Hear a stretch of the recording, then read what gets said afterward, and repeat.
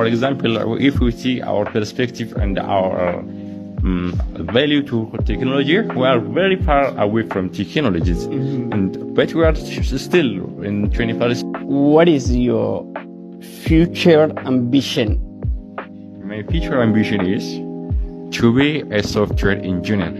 I mean, since we are living in 21st century, we must be science related. We must be technology based generations. I mean, for example, if we see our perspective and our value to technology, we are very far away from technologies, but we are still in 21st century with those from white peoples. I mean, from Europeans and the Americans. So we must be involved in some technology. Especially, let me tell you my ambitions and my dream.